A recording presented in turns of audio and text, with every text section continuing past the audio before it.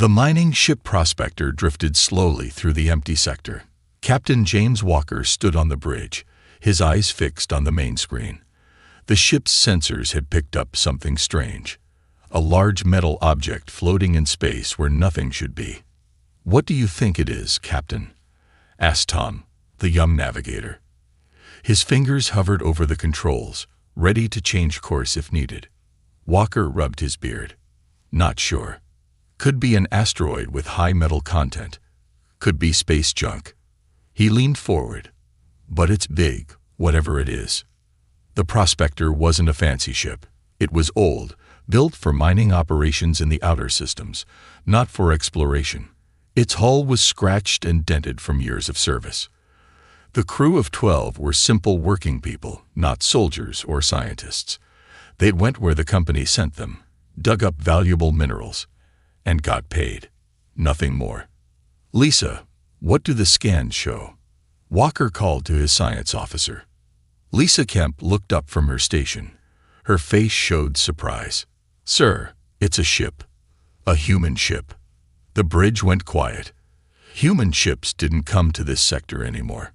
Not since the treaties with the Galactic Council 50 years ago. This area belonged to the aliens now. "How old?" Walker asked. Lisa tapped on her screen. "Very old, sir. The design matches ships from the expansion era. Maybe 300 years old." Walker whistled. The expansion era was when humans first reached the stars and met other races. Those were violent times, before the peace treaties, before humans learned their place in the galaxy. "Move closer," Walker ordered. "Careful now." As the Prospector approached, the object grew larger on their screens. It was indeed a ship, and a massive one, nearly 5 times the size of their mining vessel. Its dark hull was marked with faded symbols and text. "Can you read the name?" Walker asked. Mac Reynolds, the ship's engineer, zoomed in the image. "UEA's Vengeance," he read slowly. "United Earth Ship Vengeance." "A warship," whispered Tom. Walker nodded. "From the old fleet, before the Council restricted our military." The Vengeance showed no signs of damage. It simply floated, dark and silent, like it was sleeping. "Any life signs?" Walker asked. "None," Lisa replied. "No power readings either. It's completely dead." Walker made a decision. "Prepare a boarding team. I want to see what's inside." An hour later, Walker floated through the airlock connecting the Prospector to the ancient warship. Behind him came Mac, Lisa, and Ben, their security officer. All wore spacesuits with helmet lights that cut through the darkness inside the derelict vessel. "Air pressure is stable," Lisa reported, checking her scanner. "Temperature is cold but safe. We can remove our helmets if needed." They pushed deeper into the ship. The corridors were wide and tall, designed for moving troops and equipment quickly. Everything was covered in a thin layer of dust. Their lights revealed empty crew quarters, mess halls, and storage rooms. "This ship could hold hundreds of people," Ben said, his voice echoing slightly. "Maybe thousands." After 20 minutes of exploration, they reached what appeared to be the bridge. Unlike the cramped command center of the Prospector, this room was massive, with stations for dozens of officers and a central command platform. "Let's see if we can access the ship's systems," Mac said, moving to what looked like the main console. He brushed away dust and examined the controls. Interesting design. Old, but advanced for its time. "Be careful," Walker warned. "Don't activate anything yet." Mac nodded and connected a small device to the console. Just reading data, not sending commands. The screens remained dark, but Mac's device lit up with information. This ship was part of something called Project Thunderstorm. Seems it was a special Black Ops program during the expansion wars. "That explains why it's out here," Lisa said. "After the treaties, Earth probably couldn't bring it home without the Council knowing. So they just left it?" Ben asked. "Looks that way," Walker replied. "Abandoned when no longer needed." Suddenly, Mac's device sparked. He pulled it away quickly. "What the?" The bridge lights flickered, then came on at low power. Displays around them glowed softly, showing ship diagrams and status reports. "What did you do?" Walker demanded. "Nothing," Mac insisted. "I was just reading." A deep humming sound filled the bridge as more systems activated. The main screen at the front of the room blinked to life, displaying the ship's logo, a thunderbolt striking through darkness. Then a voice spoke. It was a male voice, deep and clear. "Systems reactivating. Identity verification required." The four humans looked at each other in shock. "The AI is still active," Lisa whispered. Walker stepped forward cautiously. "This is Captain James Walker of the mining vessel Prospector. We are human explorers who found this ship abandoned." There was a pause. Then the voice responded. "Scanning biological signatures. Human DNA confirmed." Another pause. "Standard authentication protocols have expired. Enacting emergency contingency measures. I am Tactical Artificial Intelligence System Model T-107, assigned to UEA's Vengeance. It's talking to us," Tom said unnecessarily. "What is your current assignment?" Walker asked the AI. "My primary mission was to serve as tactical command for special operations during the expansion conflicts. When hostilities ended, I was instructed to maintain standby status until recalled or until human interests were threatened." Lisa moved closer to Walker. "The AI thinks it's still at war." Walker shook his head. "I don't think so. But it's been waiting for someone to find it. I have been dormant for 278 years, 3 months, and 17 days, the AI continued. "My power reserves are at 89%. All primary systems are functional." Mac whistled. "Almost 3 centuries, and it still has power. That's impossible with any technology I know." The AI seemed to hear him. "This vessel is equipped with experimental technology not available to standard fleet units. My power core is self-sustaining through controlled quantum fluctuation." Walker felt a chill that had nothing to do with the temperature. "What do we call you?" he asked. "My designation is T-107, but the original crew referred to me as Old Thunder." "Old Thunder," Walker repeated. "What exactly is this ship capable of?" The main screen changed, showing technical diagrams and weapon systems that made even Mac's eyes widen. "I believe," Old Thunder replied. "The more relevant question is what threats currently exist to human interests. My sensors detect non-human civilizations dominating this sector. Are these entities hostile?" At that exact moment, across the sector, Council Representative Dorn was reviewing reports in his office on the massive council station. A junior aide entered, looking nervous. "Sir, we've detected an energy signature in the abandoned sector. It appears to be an old human vessel." Dorn, a tall alien with gray skin and 4 eyes, barely looked up. "Humans are always poking around where they shouldn't, probably scavengers looking for materials." "But sir, the energy readings match military-grade systems." Dorn laughed. "Human military. Their treaties restrict them to defensive capabilities only. Even if they found some old warship, it would be obsolete museum scrap compared to our modern vessels." He waved a dismissive hand. "Monitor the situation, but it's nothing to worry about. Humans know their place."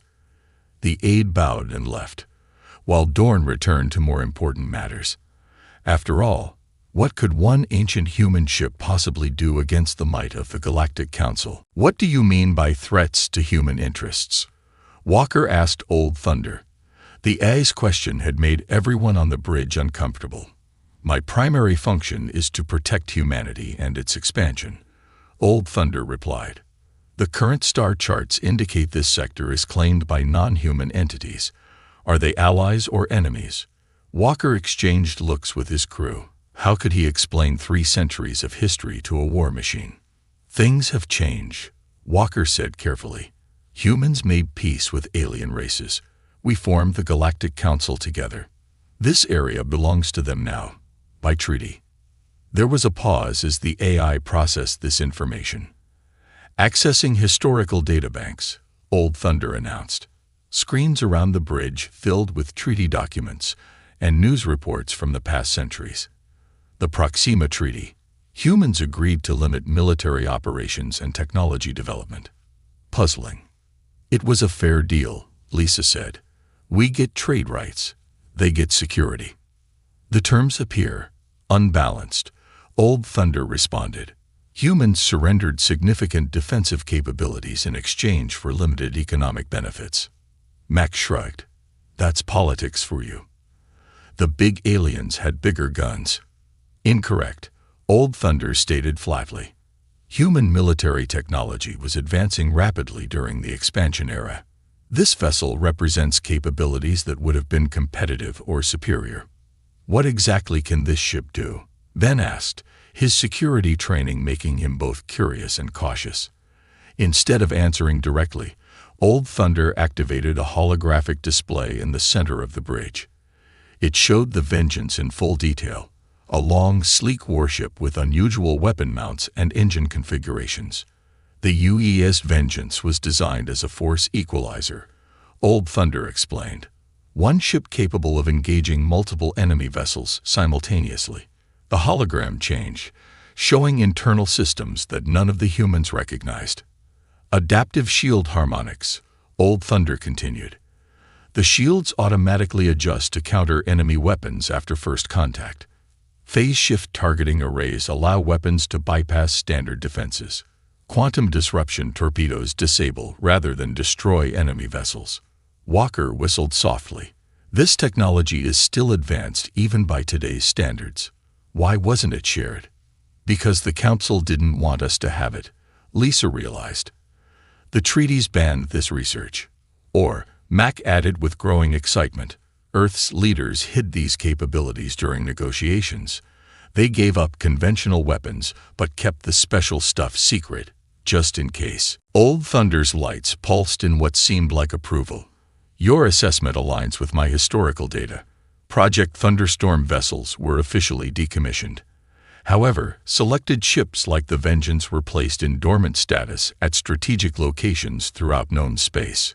A hidden insurance policy, Walker muttered. Precisely, Old Thunder confirmed.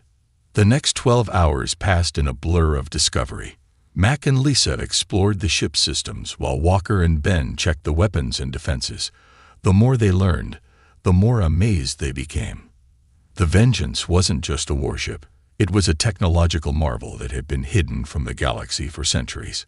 Walker called a meeting in the ship's conference room, which had come alive with soft lighting and comfortable air temperature. The AI seemed eager to make them feel at home. We need to decide what to do, Walker said to his crew. We can't just leave this ship here now that it's active. Lisa had been quiet for some time, lost in thought. We should contact Earth. The government needs to know what we found. I agree, said Mac, but using the prospector's communications might attract attention. The Council monitors all regular channels. The Vengeance has secure communication capabilities, Old Thunder offered. I can send encrypted messages that will appear as background radiation to standard sensors. Walker nodded. Do it.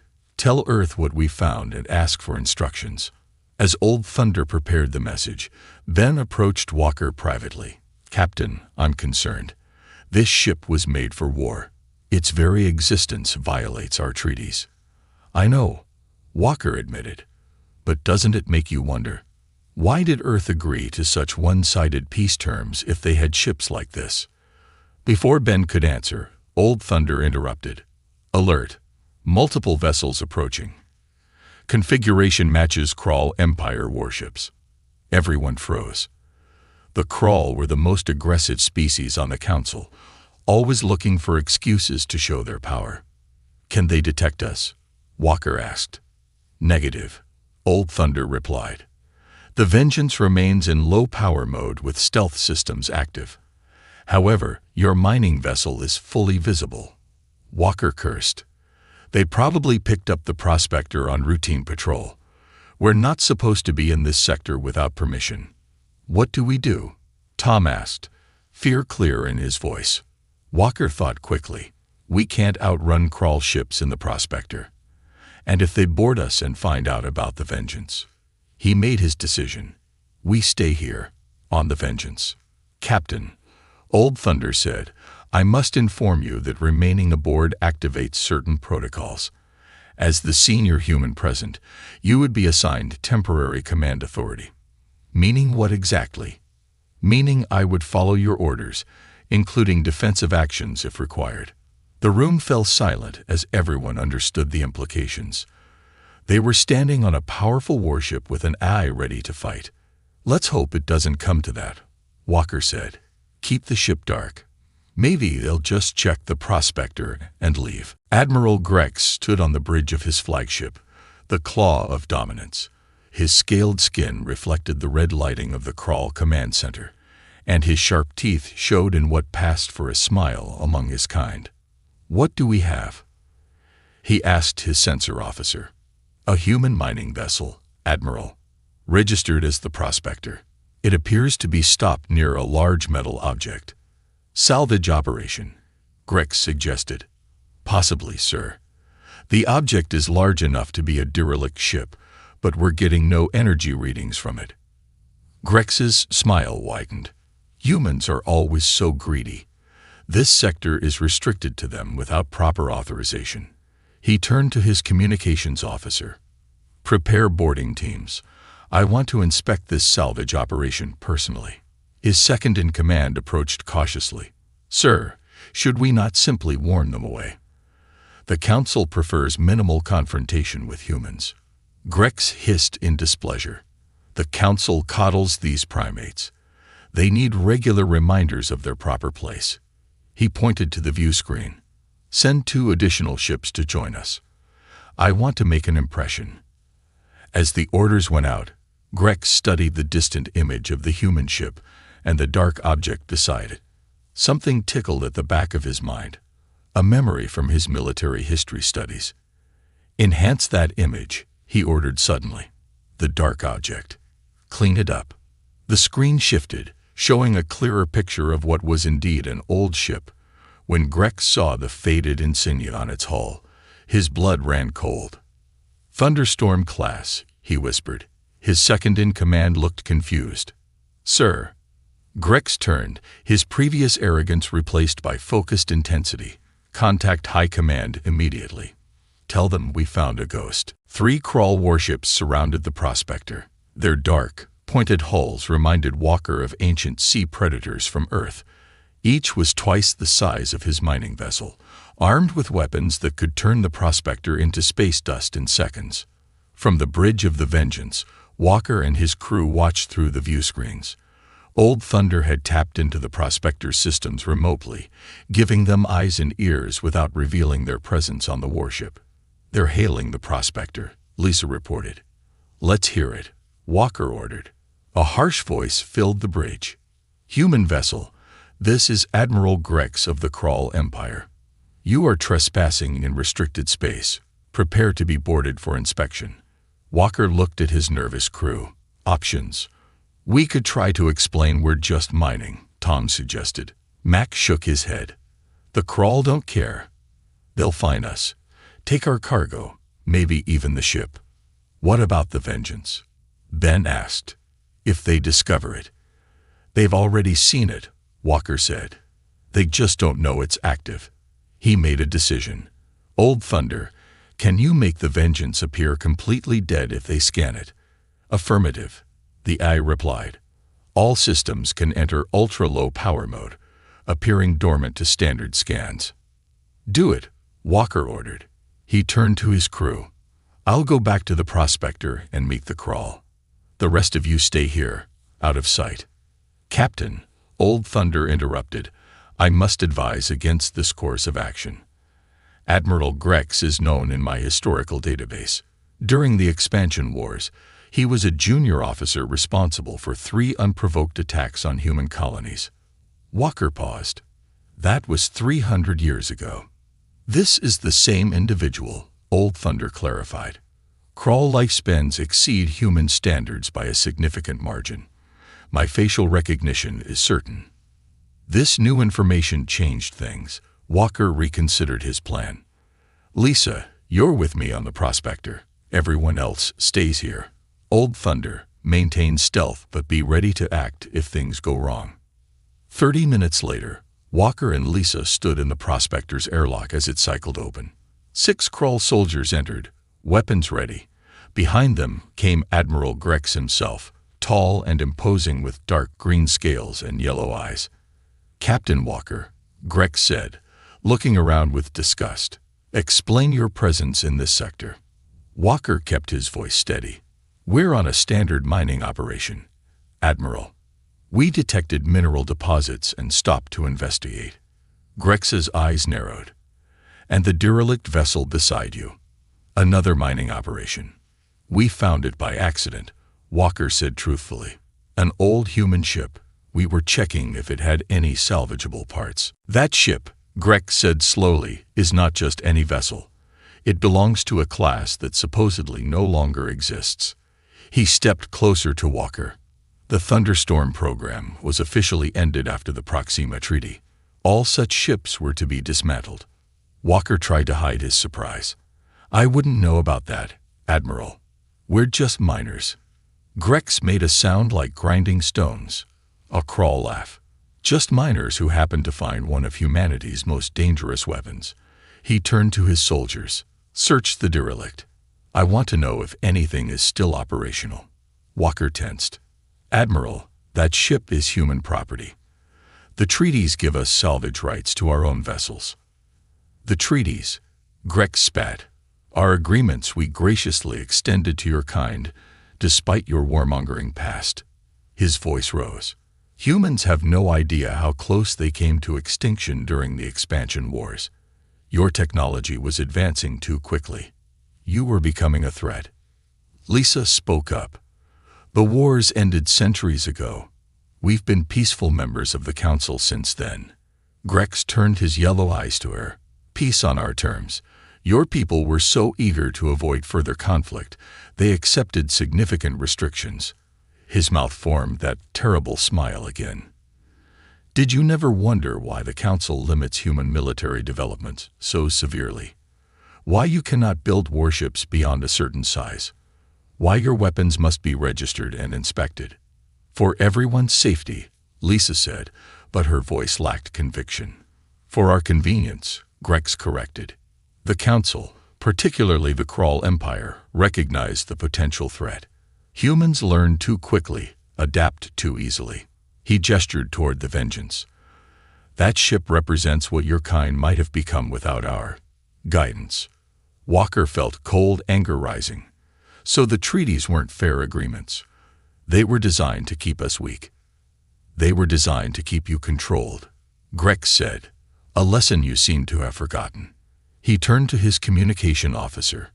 "Signal the flagship. Tell them to target the human mining vessel." "What?" Walker stepped forward. "You can't attack us. We've done nothing wrong." Grex pushed him back easily with one clawed hand. "I'm not attacking. I'm simply providing a warning demonstration about trespassing in Krull space." He nodded to his officer, who spoke into his communicator. Through the viewport, Walker saw the largest Krull ship turn slightly, its main weapon port glowing with energy. "Stop," Walker shouted. "This violates every Council law." Grex seemed amused.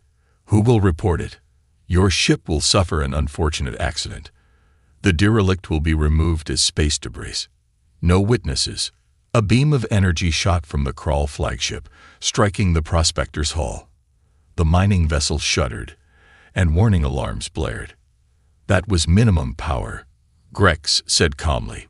"The next will disable your engines, then your life support. I want you to understand your complete helplessness before the end."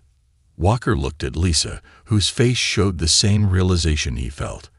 They had no choice. "Old Thunder," Walker said clearly. "Defensive protocols. Authorization Walker 1." Grex looked confused. "What are you?" He never finished his question. The viewport showed a sudden burst of light as the Vengeance came to life. Its previously dark hull now glowed with power lines, and its weapon ports opened. "Human vessel detected under attack." Old Thunder's voice came through the prospector's communication system. Defensive protocols engage. The Crawl soldiers raised their weapons, but before they could fire, a strange humming filled the air. A shimmering field appeared around Walker and Lisa.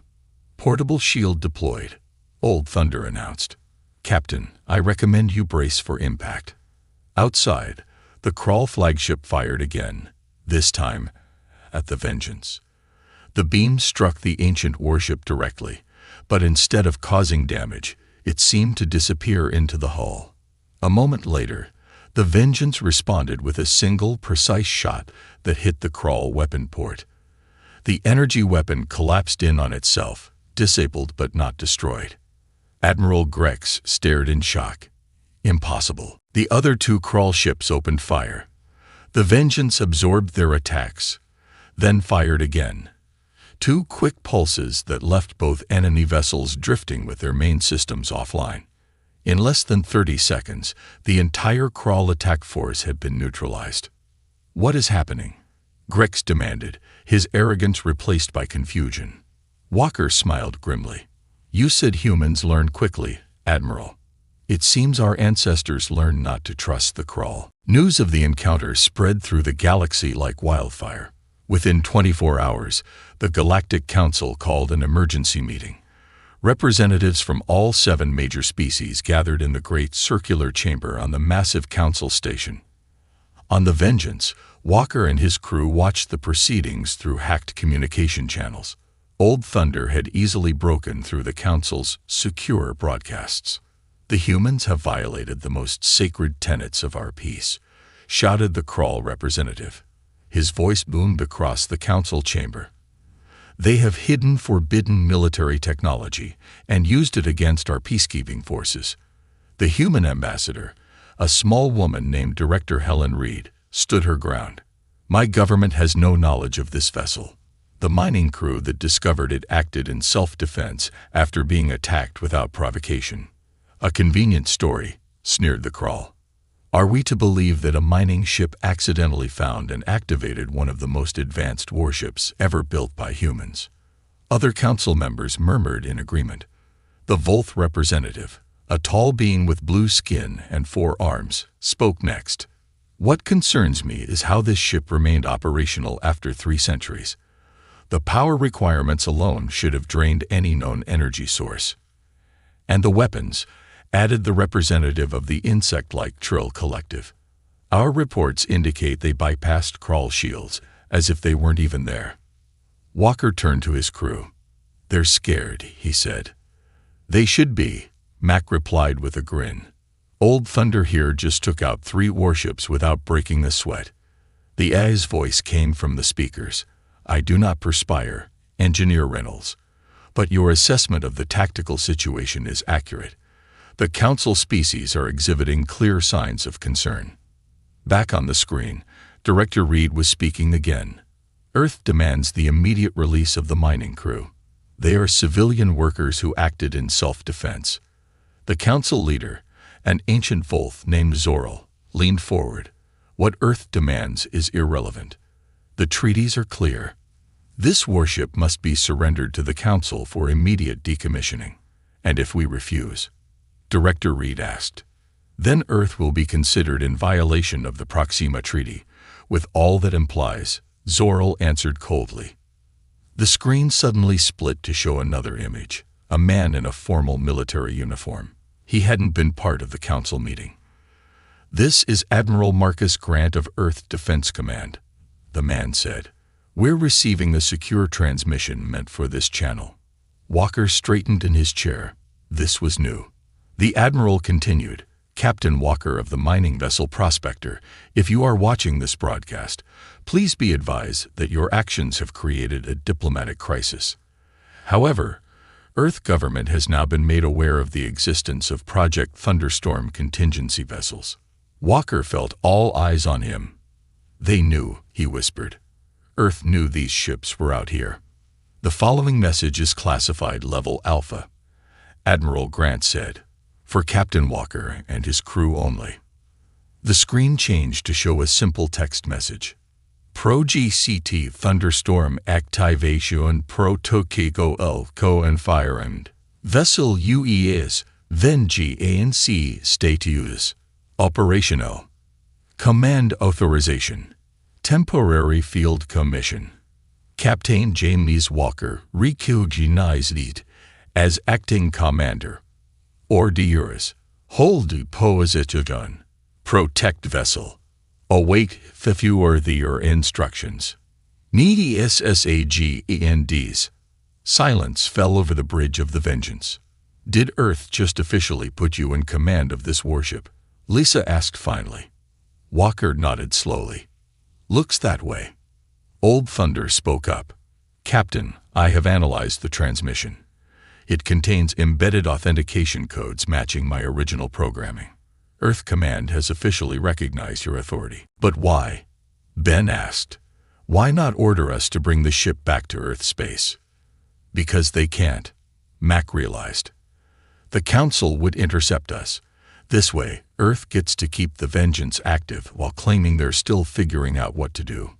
Walker turned back to the screen, which had returned to the Council meeting. The atmosphere had changed dramatically. The human ambassador stood taller, more confident. Earth government is investigating this situation, Director Reed was saying. Until we determine the exact nature and purpose of this vessel, we cannot simply surrender it. This is outrageous. The Crawl representative shouted. The humans are stalling while they activate more of these hidden weapons. The Council leader raised a hand for silence. Director Reed, your position is untenable. The Proxima Treaty specifically banned this class of vessel. Historical records clearly show all Thunderstorm program ships were decommissioned. Reed smiled slightly. With respect, those records were provided by the Council. Our own archives tell a different story. The treaty banned new construction of such vessels, but existing ships were to be placed in reserve status, not destroyed. This created an uproar in the chamber. Various representatives shouted over each other until the Council leader banged his ceremonial staff for order. This deliberate misinterpretation will not stand, the leader declared. The Council hereby demands the immediate surrender of the vessel designated UES Vengeance. You have 48 hours to comply. And if we need more time to investigate, Reed asked. Then the Council will take appropriate action, the leader replied. This meeting is adjourned. As the screen went dark, Walker's crew looked at each other with concern. What does appropriate action mean? Tom asked nervously. It means they're coming for us, Walker said. Old Thunder, what's our tactical situation? The AI displayed a holographic map of the sector. Council forces are mobilizing. 50 ships from all 7 species are being assembled into what they are designating the Grand Fleet. Their estimated arrival time is 43 hours from now. 50 ships. Lisa gasped. We can't fight that many. Actually, Old Thunder replied, I was designed for precisely such a scenario. The Thunderstorm program's purpose was to create vessels capable of engaging numerically superior forces. Walker studied the map. You're saying we can win against 50 ships. I am saying we can fight effectively, Old Thunder clarified. Victory depends on our objectives and the enemy's determination. Our objective is to stay alive, Walker said firmly, and to keep this ship out of their hands. Old Thunder's lights pulsed in what the crew now recognized as acknowledgement. In that case, Captain, I should inform you of the Vengeance's full capabilities. Some systems were not revealed earlier as they required command authorization. A new set of schematics appeared, showing weapons and defensive systems that made even Mac's jaw drop. Is that what I think it is? The engineer asked, pointing to one particular system. Yes, Old Thunder confirmed. The temporal displacement field. It was considered the most classified technology in the human arsenal. Walker looked at the schematics with growing amazement. They're coming with 50 ships, he said softly. And they still have no idea what they're up against. The Grand Fleet arrived exactly as predicted. 50 warships from all 7 Council species formed a sphere around the Vengeance, weapons ready. From the smallest Trill scout ships to the massive Volth dreadnoughts, it was the largest battle group assembled since the expansion wars. Walker stood on the bridge of the ancient warship, outwardly calm despite the tension flowing through his body. His crew had spent the last 2 days learning everything they could about the Vengeance's systems. Now they manned their stations with nervous determination.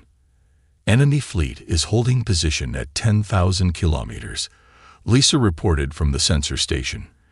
They'd formed a complete blockade. No blind spots. They're being cautious, Walker noted. Good. That means they respect what we did to the crawl ships. A message alert sounded. Captain, Old Thunder announced, we are receiving a transmission from the Council flagship.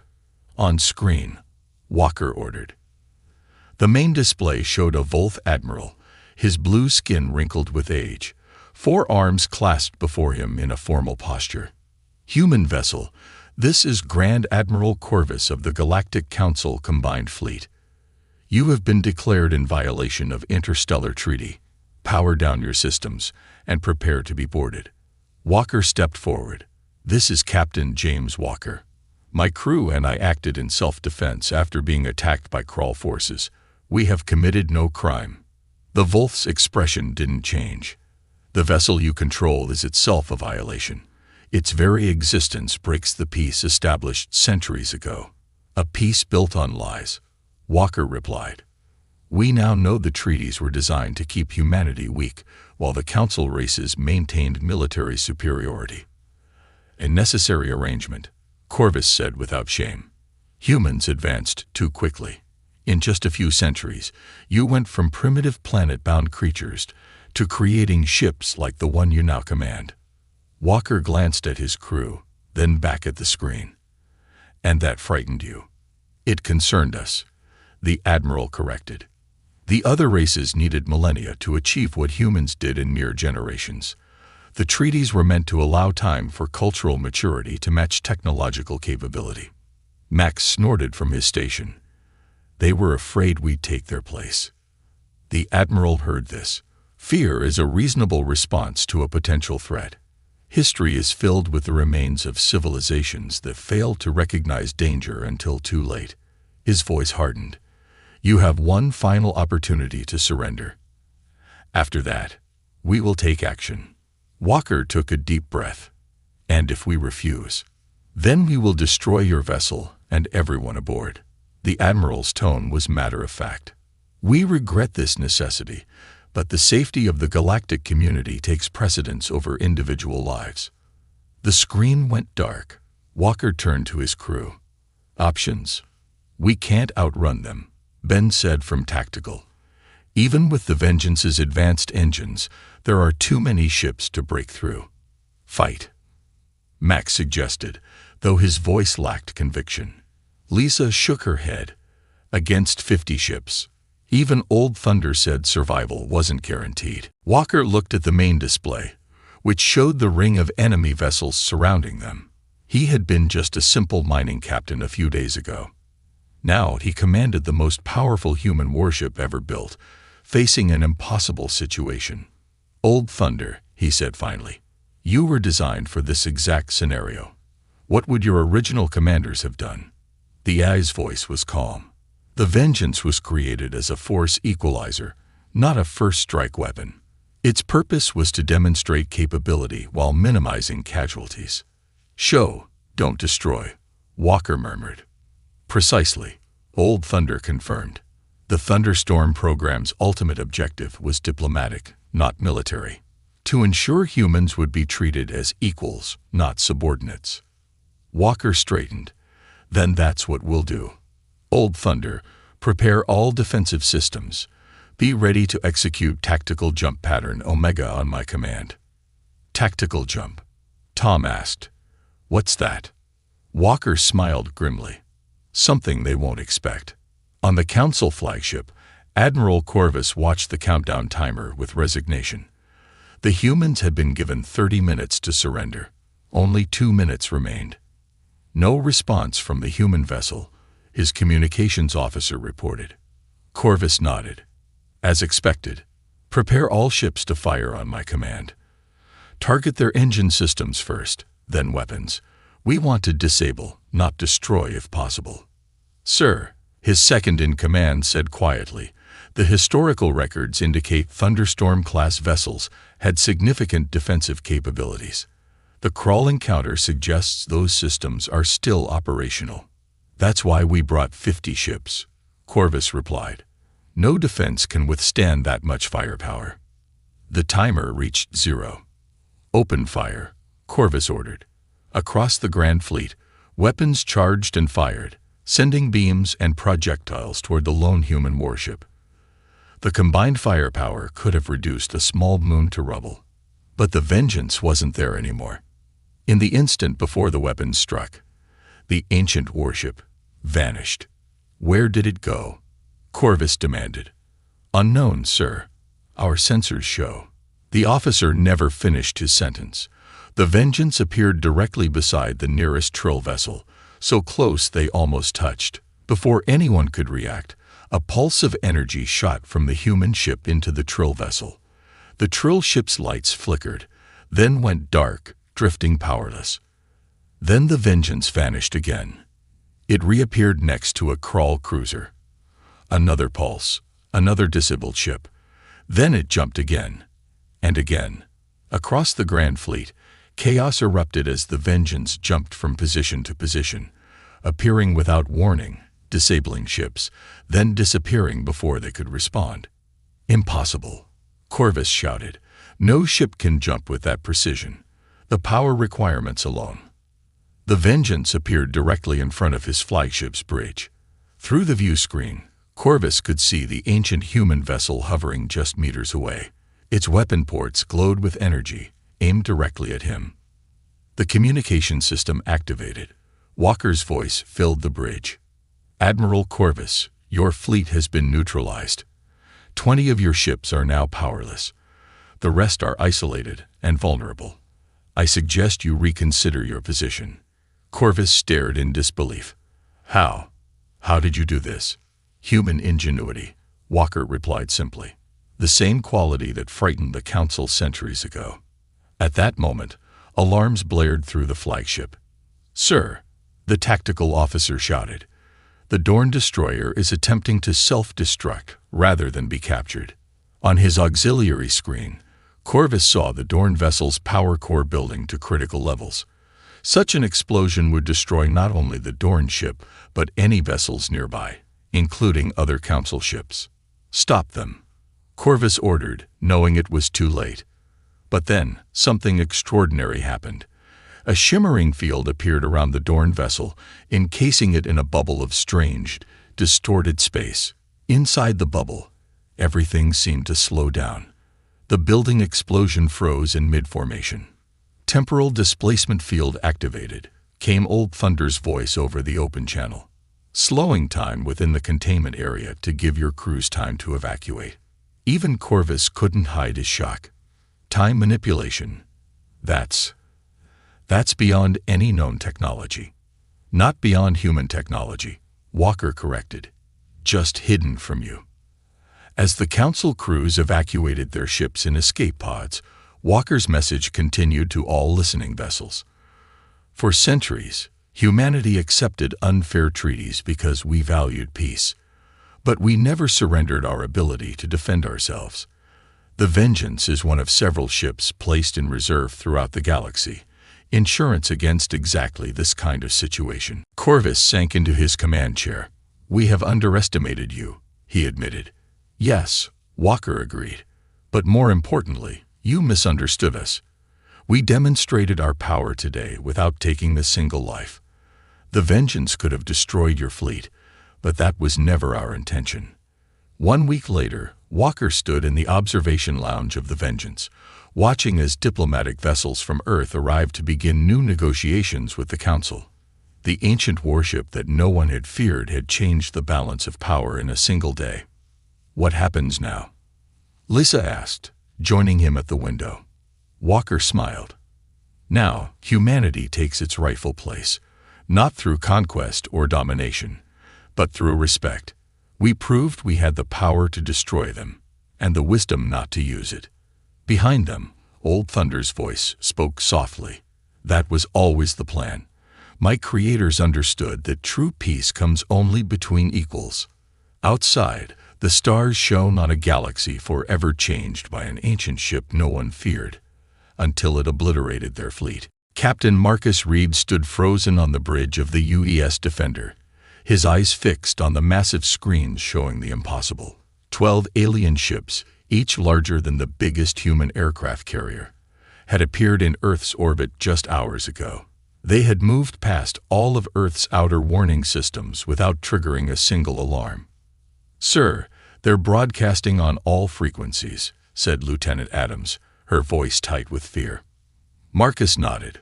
"Put it through." The main screen flickered, and a figure appeared.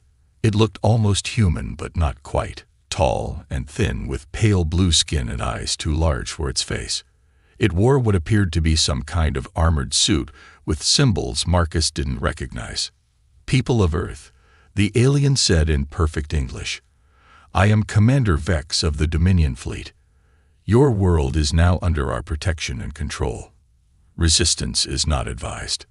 Marcus felt his heart pound in his chest. Humanity had wondered about alien life for centuries, and now here they were, not as friends, but as conquerors. "Open a channel," Marcus ordered. "This is Captain Marcus Reed of the United Earth Defense Force. We have made no hostile actions against your people. We request peaceful discussion before any claims of control are made." Commander Vex's large eyes blinked slowly. "Discussion is not necessary. Your technology is primitive. Your weapons are useless against us." To demonstrate. Without warning, every satellite around Earth went dark.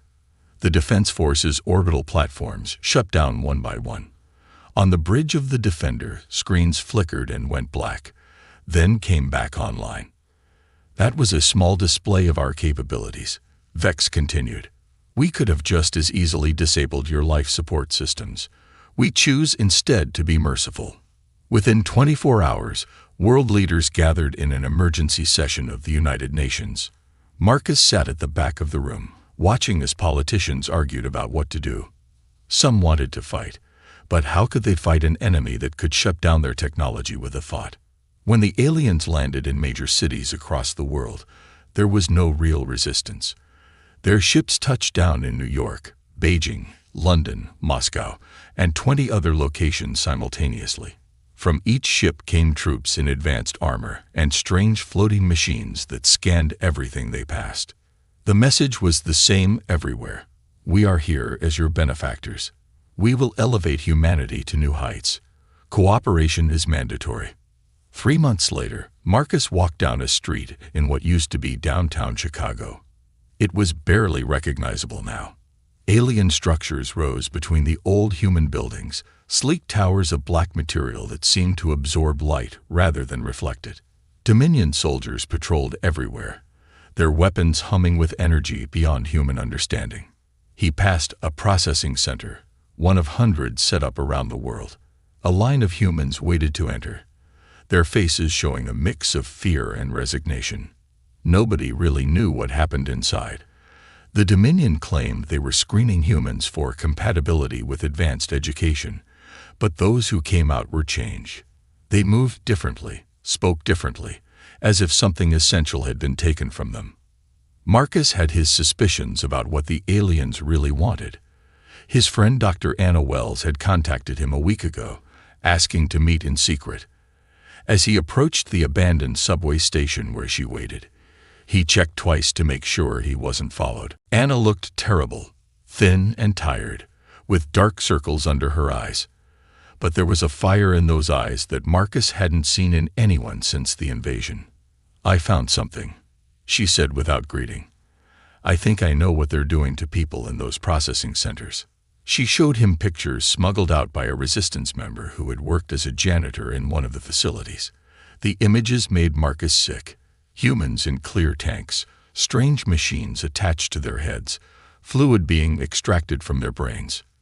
"They're harvesting us," Anna said. "My analysis shows they're taking a specific enzyme from human brain tissue. I think they need it to live longer." "God," Marcus whispered. How many people know about this? Not enough. They control all the major communication networks now. But that's not all I found. Anna leaned closer. When I was studying the brain samples, I noticed something unusual about human neural patterns, something I don't think the Dominion knows about. She explained her discovery in scientific terms that went over Marcus's head, but the bottom line was clear. There was something unique about human brains that might, just might, give them a chance to fight back. By 6 months after the invasion, the resistance had grown from scattered individuals to an organized network. They operated from abandoned subway tunnels, old bunkers, and remote buildings that the aliens considered too primitive to bother monitoring. Dr. Anna Wells had set up a makeshift lab in what used to be a storage room in an old hospital basement.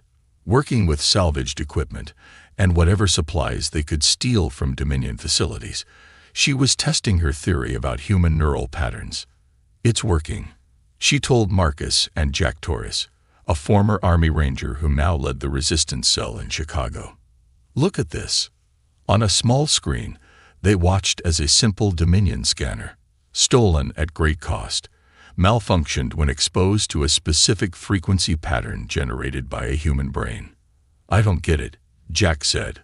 "What are we seeing?" "Our brains generate electrical patterns," Anna explained. "The Dominion's technology is sensitive to a specific pattern that humans produce naturally, especially when stimulated the right way. It's like feedback between two microphones placed too close together." "Can this actually hurt them?" Marcus asked.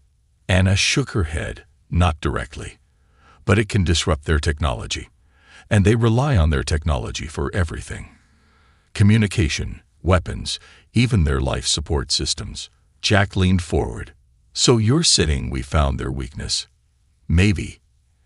Anna's eyes were bright with cautious hope.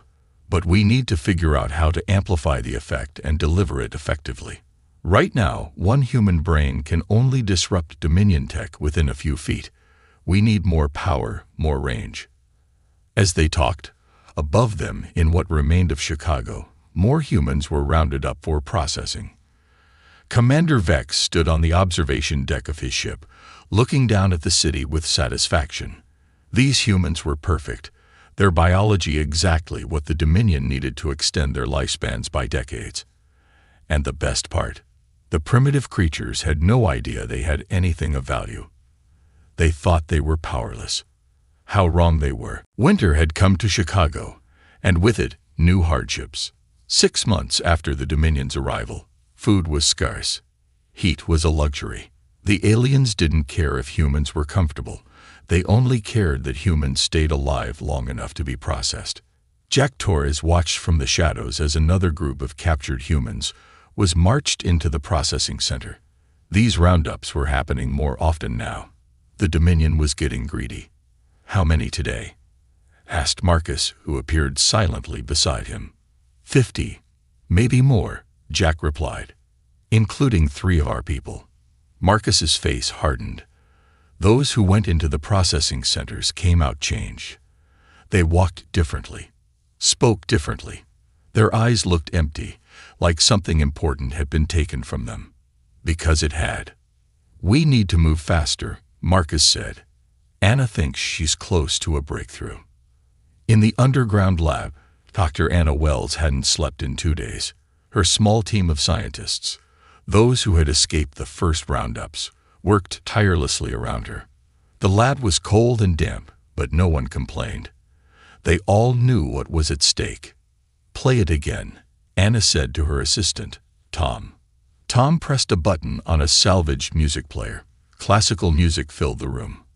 Bach toccata and fugue in D minor.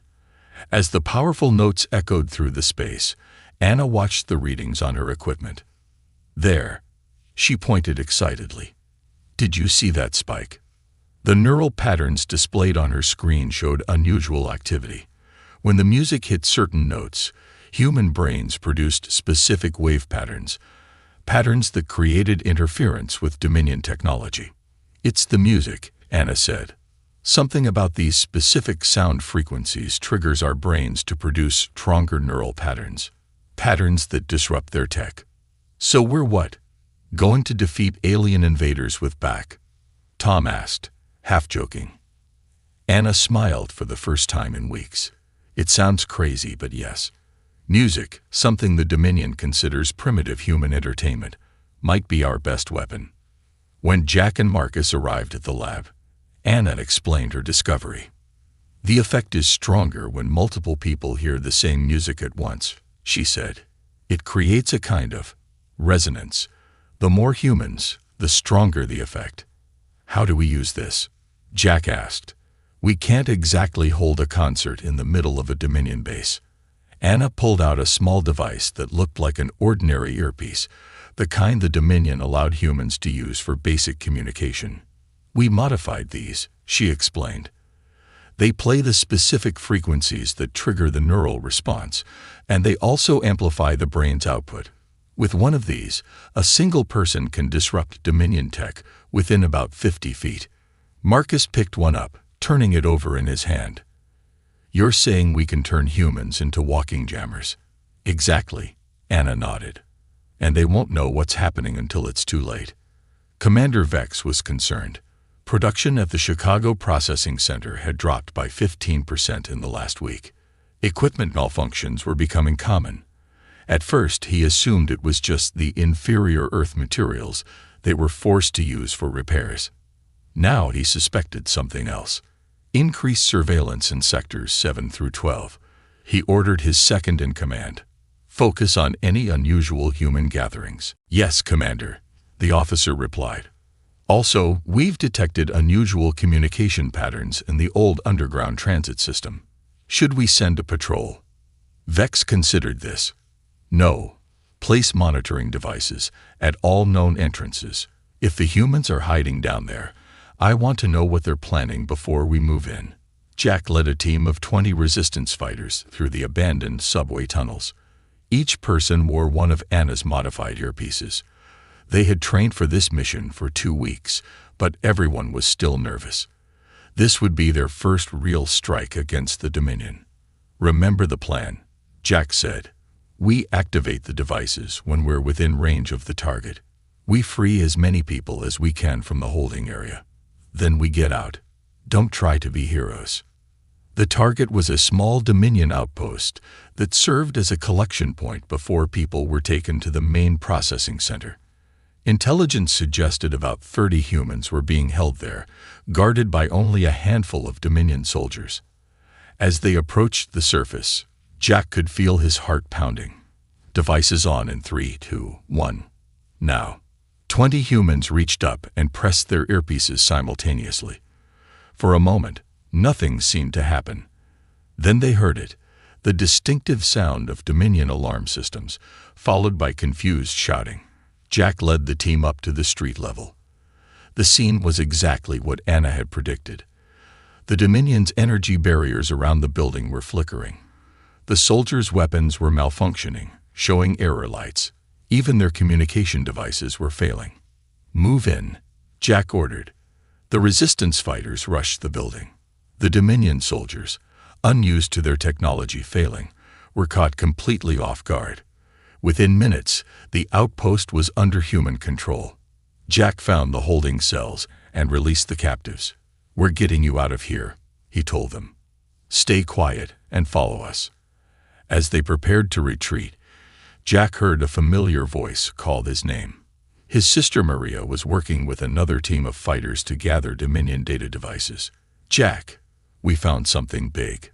Files on all the processing centers and what they're doing there. Grab what you can, but hurry, Jack told her. Their backup systems will kick in soon. They were almost clear when the first reinforcements arrived. 3 Dominion transport vehicles appeared at the end of the street, unloading soldiers. Run, Jack shouted. Back to the tunnels. Most of the group made it, but in the chaos, Jack lost sight of Maria. When he did a head count in the safety of the tunnels, she wasn't there. Where's Maria? He asked desperately. One of the other fighters shook his head. They got her, Jack. I saw them take her. The news of the raid spread quickly through the resistance network. For the first time, humans had successfully attacked a Dominion outpost. More importantly, they now had proof of what was happening in the processing centers. In the lab, Anna examined the stolen Dominion devices. "This confirms everything we suspected," she said grimly. "They're extracting a compound from human brains, something they call essence, that extends their lifespans. But we hurt them today," Marcus said. "We showed they're not invincible." On his private command ship, Commander Vex received the report of the raid with cold fury. "How is this possible?" he demanded. "How could their primitive weapons overcome our technology?" "Not weapons, sir," his officer replied. "Our systems just failed, all at once." Vex's eyes narrowed. Perhaps these humans weren't as simple as the Dominion had assumed. "Send a message to the homeworld," he ordered. "Request additional security forces, and find out how they did this." In the Resistance base, Jack stared at a photo of himself and Maria. "We'll get her back," Marcus promised, putting a hand on his shoulder. "Yes, we will," Jack replied. "And then we'll make them pay for everything they've done." The Resistance had found humanity's hidden strength.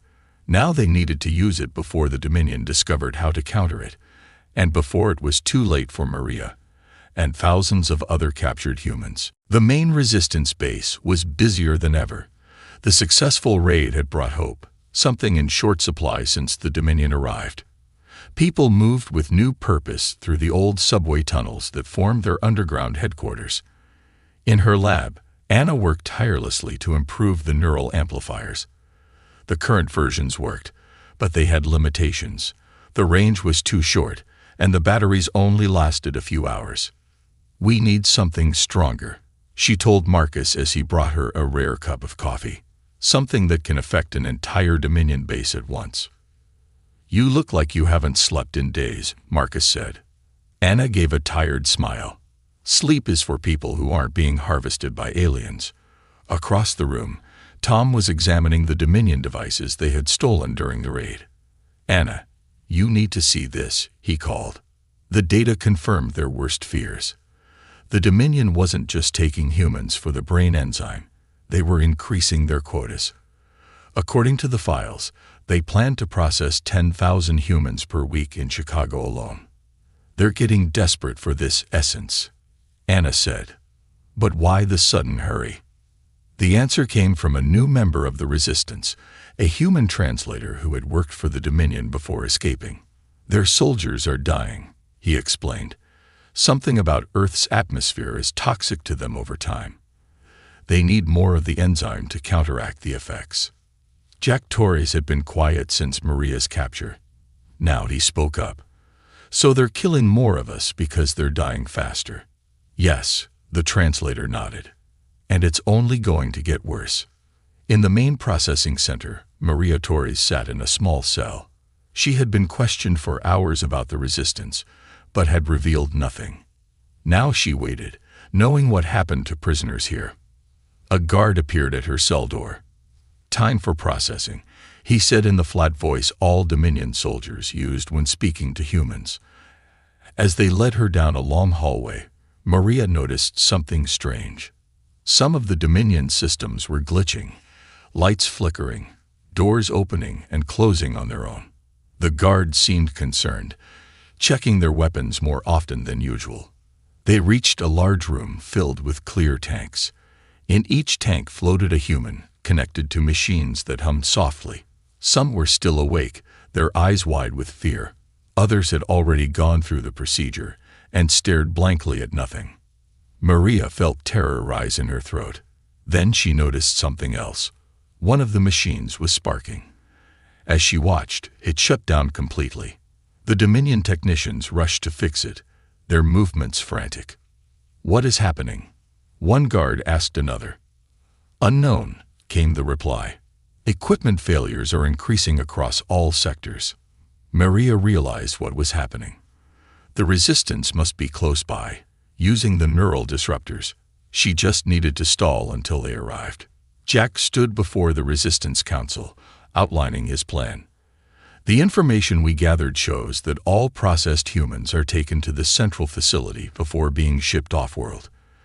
That means Maria is there, along with hundreds of others. It's too heavily guarded, someone objected. The small outpost was one thing, but the main facility, it's suicide. Not with this, Anna said, revealing a new device. It was larger than the earpieces, about the size of an old smartphone. This is a neural amplifier, version 2. It can boost the disruptive effect by 10 times. One person wearing this can affect Dominion tech within a quarter mile. And I've made 15 of them, Tom added. Jack nodded. We hit them tonight. A small team goes in, disrupts their systems, and frees as many people as possible, including Maria. Marcus looked concerned. The Dominion will know it's us after this. They'll come at the Resistance with everything they have. Let them come, Jack said. It's time we stopped hiding. Commander Vex was furious. More equipment failures, more delays in meeting quotas, and still no explanation. His superiors on the homeworld were demanding results. Find the source of these malfunctions, he ordered. Increase patrols in all sectors. His second-in-command approached hesitantly. Sir, we've detected unusual energy readings in the old transportation tunnels. It could be human activity. Send a squad immediately. Vex commanded. Use the new shielded equipment. If these humans are using some kind of primitive jamming technology, I want samples. And prisoners. The Resistance team was preparing to leave when the alarm sounded. Dominion forces entering the east tunnels. A lookout shouted. How many? Marcus asked. At least 30, with heavy weapons. And their tech is working. Jack and Marcus exchanged grim looks. They've adapted, Marcus said. We need to evacuate. But what about the mission? What about Maria? Jack demanded. Anna grabbed the neural amplifiers. We'll split up. Most people head to the backup base.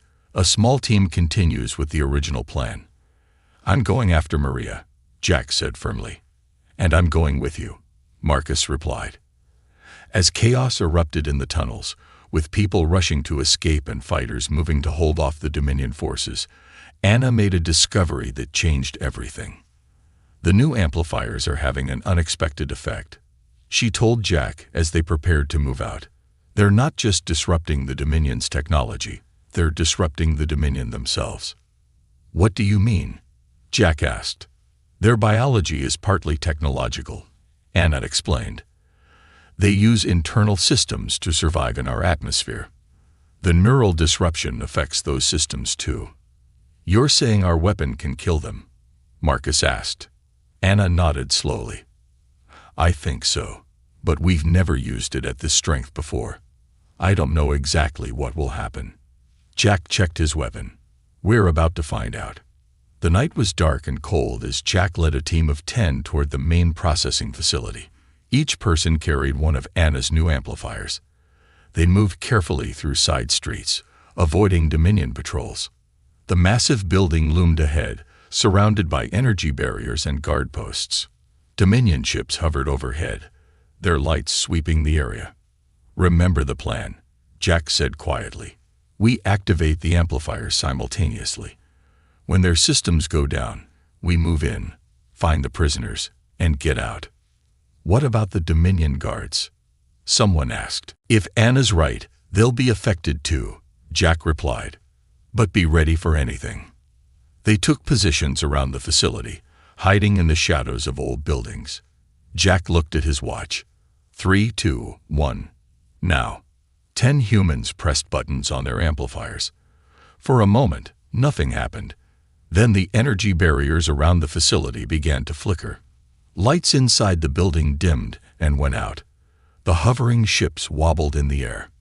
And the Dominion guards began to fall. One by one, the alien soldiers collapsed, clutching at their throats or heads. Some managed to fire their weapons, but the shots went wild, the targeting systems failing. It's working. Marcus shouted. Move in. As they rushed the facility, Jack couldn't believe how effective the amplifiers were. The entire complex was in chaos. Dominion officials ran in confusion, many struggling to breathe as their internal systems failed. In the processing room, Maria watched in amazement as her guards fell to the floor, gasping. The machines connected to the human tanks shut down completely. Then the emergency lights kicked in, bathing everything in red. The door burst open, and Jack rushed in. Maria. Brother and sister embraced briefly. "We need to free everyone," Maria said, pointing to the tanks. As the resistance fighters worked to release the captives, alarms blared throughout the facility. "Dominion reinforcements will be coming," Marcus warned. "We need to move." "Not yet," Jack said, looking at the dozens of confused, frightened people they had rescued. "We need to get everyone out first." Suddenly, the main door to the processing room slid open. Commander Vex stood there, flanked by soldiers wearing what looked like heavy protective suits. "Did you really think we wouldn't adapt to your primitive attack?" Vex asked, his voice cold with hate. "These suits shield us from your disruptive signals." Jack raised his weapon, but one of the soldiers fired first. The energy blast hit Jack in the shoulder, spinning him around. Marcus returned fire, forcing the Dominion soldiers to take cover. "Everyone out the back way," Maria shouted to the freed captives. Now, as chaos erupted around them, the battle for humanity's survival entered a new and deadlier phase. Pain shot through Jack's shoulder as he ducked behind a large processing tank. The Dominion energy weapon had burned right through his jacket. Marcus fired back, forcing Commander Vex and his protected soldiers to take cover. "We need to get these people out," Maria shouted, helping the confused former captives toward the back exit. Jack grimaced through the pain.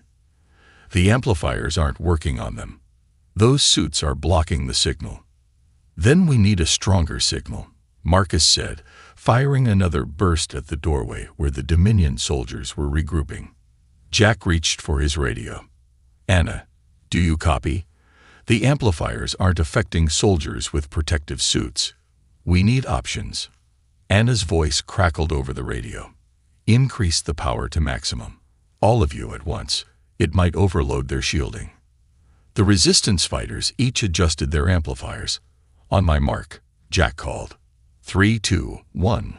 Now. 10 amplifiers surged to the maximum power. The effect was immediate and dramatic. Every electronic system in the building failed completely. Even the emergency lights went out, plunging the facility into darkness. From the doorway came sounds of struggling and gasping. When Marcus managed to activate a small flashlight, they saw Commander Vex and his soldiers on their knees. Their protective suits were sparking and smoking. Some soldiers lay completely still, while others clawed at their helmets, desperate for air. Vex looked up, his large eyes filled with hatred, and for the first time, fear. "What have you done?" he gasped. Jack didn't answer. "Everyone move out now. Head for the evacuation point." As the resistance fighters led the freed captives out through the back of the facility, Jack looked back one last time. Commander Vex had stopped moving, his body slumped against the wall. Whether he was dead or just unconscious, Jack couldn't tell. 3 days later, the resistance base was buzzing with activity. The successful raid on the main processing facility had dealt a serious blow to the Dominion.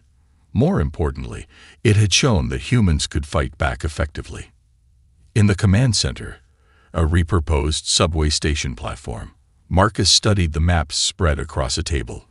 Reports were coming in from resistance cells all over the world. The neural amplifier technology had been shared, and similar raids were being planned globally. Jack entered, his arm in a makeshift sling. "How's Anna doing with the broadcast system?" "Almost ready," Marcus replied. "If it works, we can transmit the neural disruption signal to every radio and speaker in the city. And if every human hears it at once, every piece of Dominion tech in Chicago will fail," Marcus finished. Maria joined them, bringing cups of hot coffee, a luxury since the Dominion's arrival, but resistance raids had secured some supplies. "The people we rescued are starting to recover," she reported. Some remembered everything that happened to them. The Dominion was extracting the enzyme, but keeping most people alive for repeated harvesting. Jack's face hardened. That ends now. Today we take back Chicago. Tomorrow, the world. On his flagship high above the city, Acting Commander Loren reviewed the damage reports with growing concern. Vex was dead, along with a dozen other high-ranking officers. The main processing facility was crippled. Production had fallen to critical levels. Our protective suits failed, a science officer explained. The human disruption technology was stronger than we anticipated. How is this possible? Loren demanded. They are a primitive species. Not as primitive as we thought, the science officer replied cautiously. Their neural patterns are unique, unlike anything we've encountered before, and they found a way to weaponize them. Loren paced the command deck. Accelerate the harvesting schedule. I want all remaining humans in this region processed within 2 days. No exceptions. Sir, that would mean. I know what it means, Loren snapped. Total extraction. No survivors. The humans have forced our hand. When the next shipment of processing equipment arrives from the homeworld, we move to the next region. Yes, Commander. And what about the resistance? Loren's eyes narrowed. Find their base and destroy it. Use orbital weapons if necessary. In her underground lab, Anna made the final adjustments to the broadcast system. It was a complex setup that would hijack the city's remaining radio towers and emergency broadcast systems. The neural disruption signal, embedded in Bach's toccata and fugue in D minor, would play simultaneously across the entire city. It's ready, she told Tom. But I found something else. She pointed to data on her screen. The latest tests show prolonged exposure to the disruption signal is fatal to the Dominion. Not just disruptive, deadly. Tom looked troubled. So we're not just disabling their tech now. We're killing them. They've been killing us for months, Anna replied, though her voice lacked conviction. She had become a scientist to save lives, not take them. Jack and Marcus entered the lab. Is it ready? Jack asked. Anna nodded. Yes, but there's something you should know. She explained her discovery about the lethal effects of prolonged exposure. Marcus looked at Jack. This changes things. We're talking about an all-out attack now, not just a defensive measure. Jack was silent for a moment, remembering the processing facility, the humans floating in tanks, their lives being drained away. They didn't give us a choice, he said finally. This is survival. At noon, resistance fighters took positions around the city. Each carried a small radio tuned to the resistance frequency. Their mission was simple but crucial. When the neural disruption began, they would help civilians reach safety and target any Dominion forces not affected by the signal. In Dominion bases across Chicago, alien soldiers prepared for their final push to round up the remaining humans. Loren had ordered all-out efforts, with no concern for keeping the harvesting secret anymore. Speed was all that mattered now.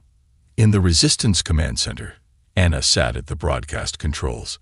Ready whenever you are, she told Jack. Jack looked at the faces around him. Marcus, Maria, Tom, and dozens of others who had fought against impossible odds.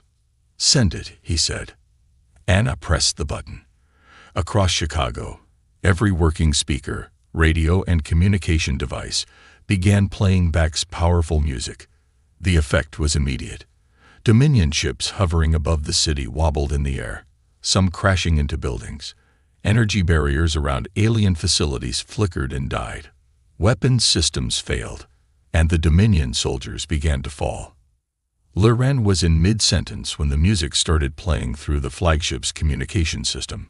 What is that noise? He demanded. Then pain shot through his head as his internal breathing apparatus failed. Around him, the command crew collapsed one by one. With his last strength, Loren activated the emergency distress beacon. As darkness closed in, he sent one final message to the Dominion homeworld. Humans, more dangerous than we knew. Avoid Earth at all costs.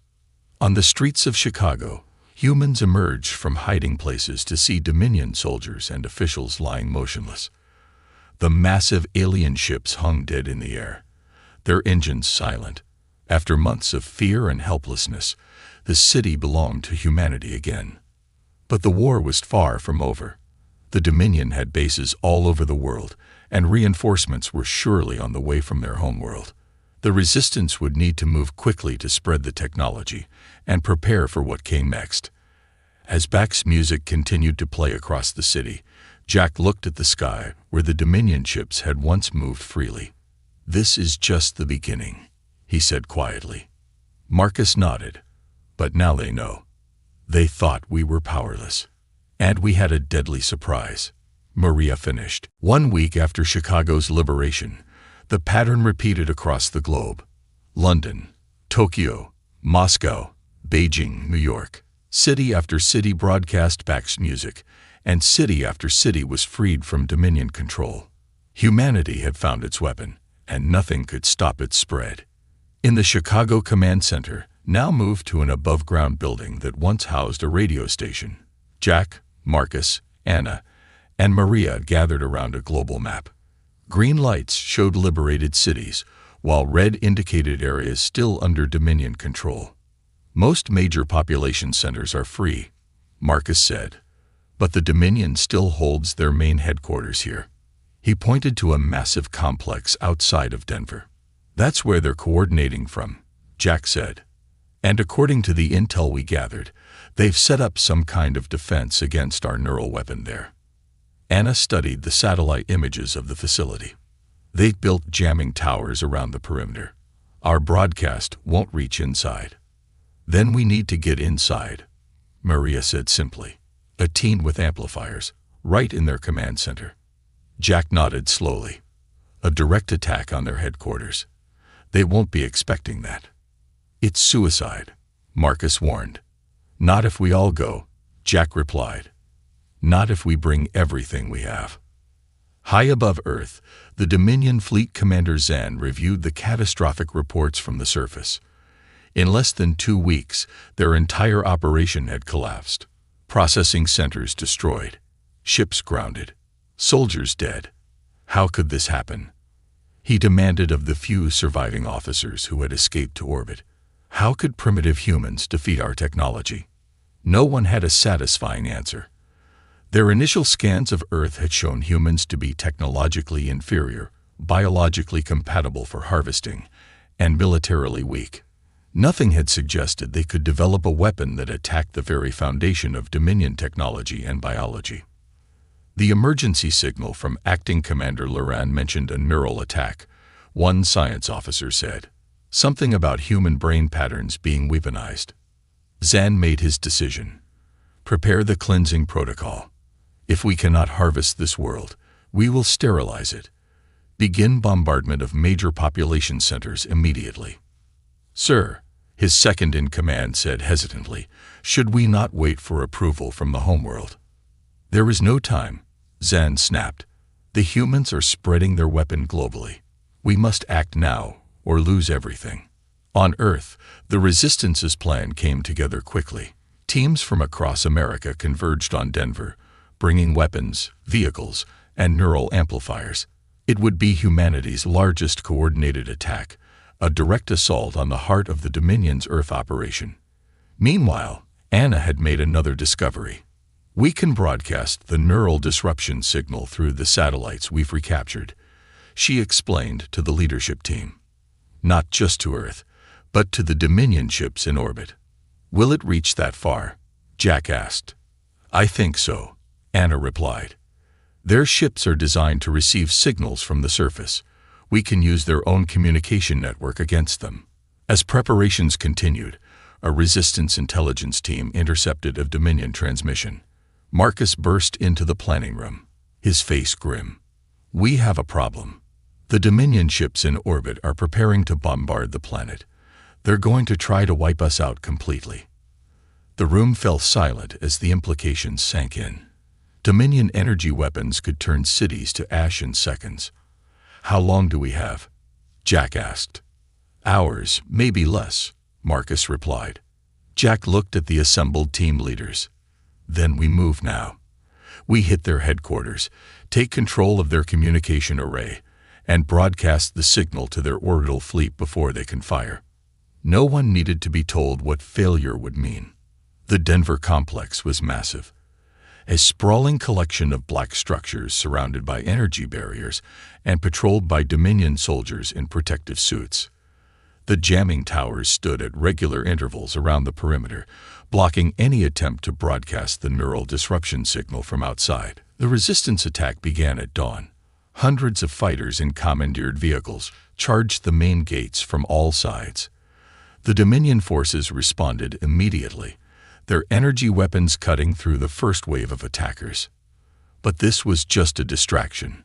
While the main force engaged the Dominion soldiers at the gates, smaller teams approached from underground, using old maintenance tunnels that the aliens had deemed too primitive to guard properly. Jack led one of these teams, with Marcus, Maria, and Anna close behind. Each carried a neural amplifier set to maximum power. Their goal was the central communication tower that linked the headquarters to the orbital fleet. "Remember," Jack told his team as they prepared to emerge from the tunnels, "we only need to get close enough for the amplifiers to work. Then we fight our way to the tower." They emerged inside the perimeter, behind the main Dominion defenses. Alarms were already blaring as the frontal assault drew the aliens' attention. "Now," Jack ordered. 20 humans activated their neural amplifiers simultaneously. The effect was immediate. Nearby Dominion soldiers stumbled and fell. Doors that should have been locked slid open. Defense systems shut down. The team raced toward the central tower, encountering surprisingly little resistance. Most of the Dominion forces had been drawn to the gates. "It's working better than we expected," Marcus said as they reached the tower's entrance. "Too well," Maria replied suspiciously. "This feels like a trap." She was right. As they entered the main communication center, they found it heavily guarded by Dominion soldiers in new, thicker protective suits. At the center of the room stood Commander Zan, his tall figure imposing even for a Dominion officer. "Humans," he said, his voice cold. "Did you think we wouldn't adapt to your primitive attack?" Jack raised his amplifier. "Now," he shouted. Nothing happened. The enhanced protective suits were working. Zan laughed, a harsh sound like grinding metal. "Your neural disruption is useless here. And in minutes, our ships will begin the cleansing of your world." "Plan B," Jack said quietly. Anna stepped forward, holding what looked like a small music player. "We thought you might improve your protection," she said to Zan. "So we brought something special." She pressed a button, and powerful speakers hidden in the team's backpacks came to life. The music that filled the room wasn't batched this time, but something new, a composition Anna had created specifically for this moment, combining frequencies that no protective suit could block.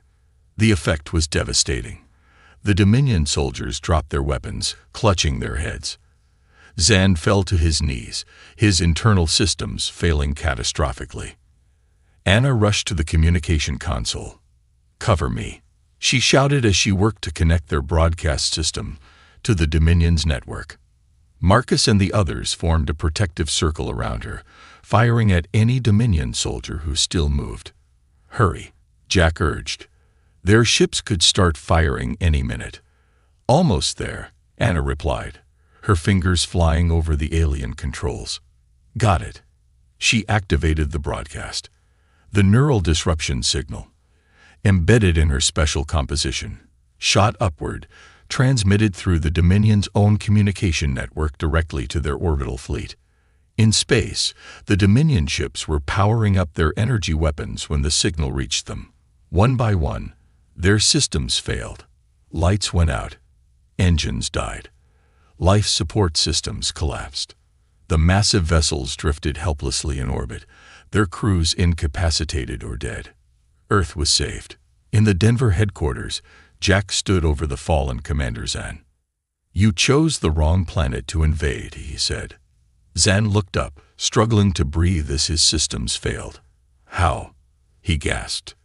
"You were primitive, powerless." "No," Jack replied. "You just didn't understand what true power is. It isn't your weapons or your technology. It's here." He tapped his temple. In the human mind, the one thing you tried to harvest from us became your downfall. As resistance forces secured the Dominion headquarters, Anna accessed their communication records. They sent a message to their homeworld, she reported, warning them about us. Marcus smiled grimly. Good. Let them know that Earth is off limits. In the months that followed, humanity